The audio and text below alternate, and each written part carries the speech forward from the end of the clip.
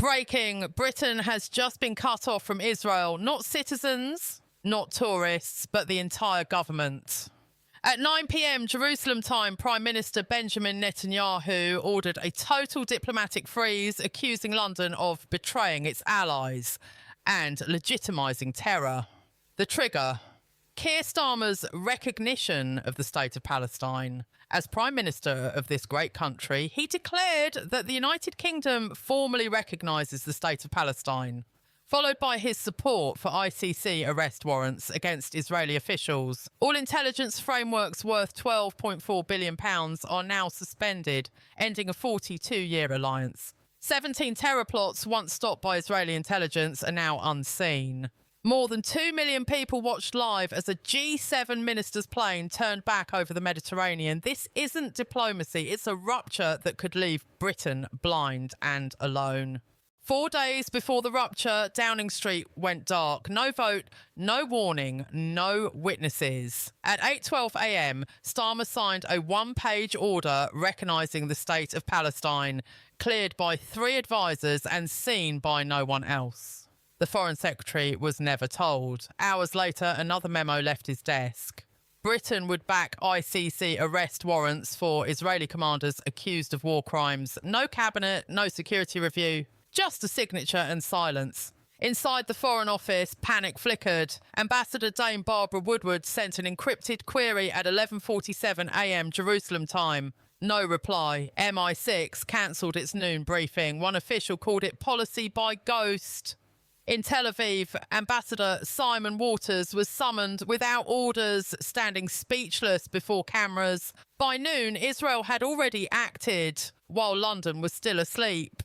Britain's allies didn't question the decision. They questioned who made it. And for the first time in decades, the United Kingdom wasn't leading diplomacy. It was chasing it blind. At 9 p.m. Jerusalem time, the response arrived not as a statement, but as an order. Prime Minister Benjamin Netanyahu convened his war cabinet and authorised a total intelligence freeze with the United Kingdom. No debate, no delay. Within minutes, secure data links between Mossad and MI6 went silent. The £12 billion joint security framework that mapped militant networks across Europe was disabled. 17 ongoing threat operations vanished from British radar. Analysts at GCHQ described the blackout as a hole punched through the map. Firewall connections to Israeli-coded energy grids and financial sector surveillance systems were suspended. A Home Office memo logged a 32% drop in counter-terror capacity in just 6 hours. Netanyahu then took to the cameras. A nation that abandons its allies in their hour of need, he said, should not expect protection in return. Markets in Tel Aviv applauded. London froze. The retaliation wasn't symbolic, it was surgical. Britain hadn't lost a friend, it had lost its shield. The morning after the blackout, the numbers began to bleed. Britain's defence sector lost £2.1 billion in contracts before trading even opened. Insurance firms marked critical exposure across cyber, aviation and energy.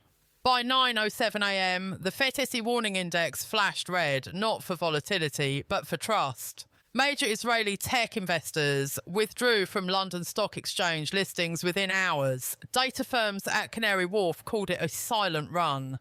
The servers went down not from attack, but from suspension. Tel Aviv data mirrors powering British banking algorithms were disconnected overnight, corrupting transaction logs. Inside the Bank of England, emergency calls echoed unanswered. Currency desks froze. Swaps tied to Middle East energy futures stalled. A senior analyst described the moment: "We didn't lose money, we lost the map." By afternoon, the Treasury confirmed a 7% contraction in projected GDP growth and warned of systemic liquidity distortion. Economists called it jargon. Markets called it collapse. For decades, London had been the pulse of global finance. Now the pulse was still, and every heartbeat cost £1 billion. While markets bled, diplomacy went quiet.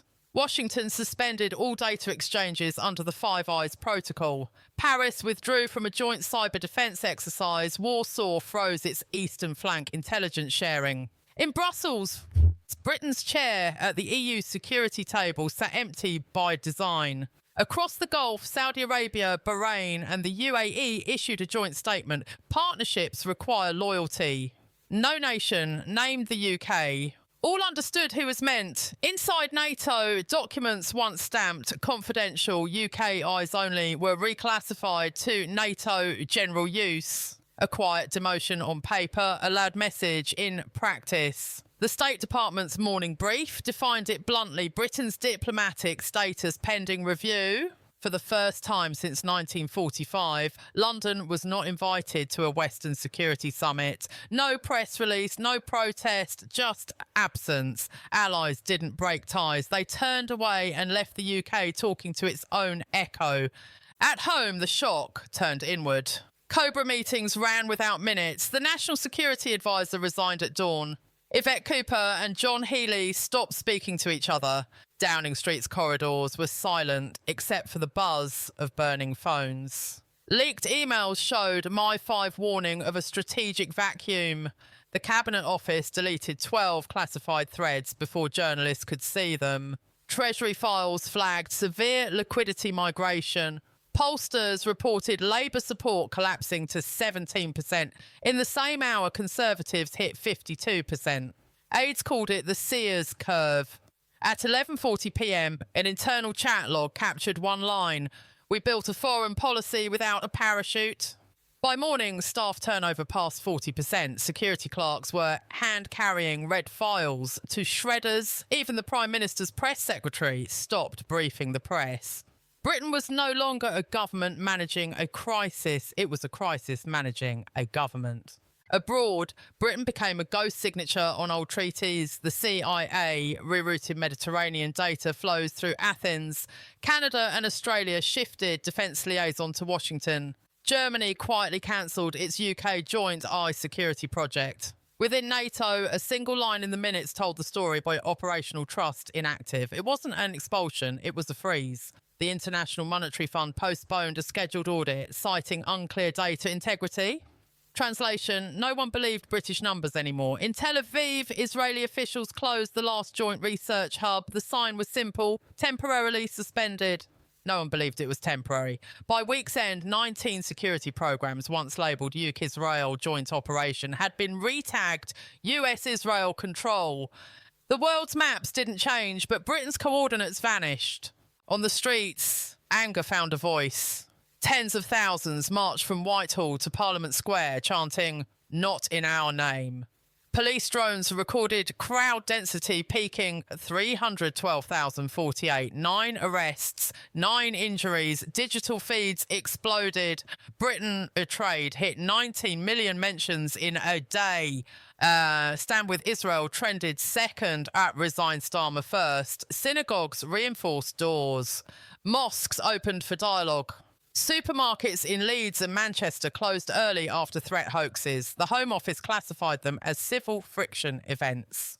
For the public, the question was no longer foreign policy, it was survival. Energy prices spiked 14% overnight as Middle East contracts rose. Petrol queues stretched for miles. A shopkeeper in Birmingham told Sky News, "It's not about politics, it's about whether the lights stay on." By midnight, riot units lined Downing Street. Helicopters circled Westminster. The sound wasn't protest anymore. It was a heartbeat of fear. 2 weeks into the blackout, GCHQ flagged an anomaly. 17 servers handling classified traffic from the Mediterranean went offline simultaneously, source unknown. Intercepts showed coordinated probes from Tehran, Beirut and Damascus, 7,400 unauthorised access attempts in 48 hours, a record. No Israeli counter data arrived. The screen stayed blank. My5 cyber unit shifted to manual monitoring. Operators watched threat grids like weather radar, radar, patterns forming, then disappearing. At RAF Waddington, one analyst typed, "We don't see the storm anymore." Container ships in the eastern Mediterranean lost GPS for 6 minutes. Air traffic control in Cyprus reported phantom signals. Insurers called it an accident. GCHQ called it a test. By morning, the Home Office launched Project Blindspot, an internal protocol to map what Britain could no longer see. It failed before it started. In the absence of Israeli eyes, the UK stood alone in a digital war it couldn't fight or even find. Silence settled over Whitehall, cabinet doors locked. Parliament prepared a confidence vote. No cheers, no jeers, just rain on the windows. In his final address, Keir Starmer spoke without notes. History will judge us by our principles. Outside, the pound fell another 1.7%. Inside, lights flickered. The Prime Minister left through the back gate of Downing Street. No motorcade, no escort, just silence and the sound of a nation shrinking in the rain. And Israeli officials summed it up to the press. Principles don't keep nations safe. Britain's longest alliance ended not with gunfire, but with a password that no longer worked.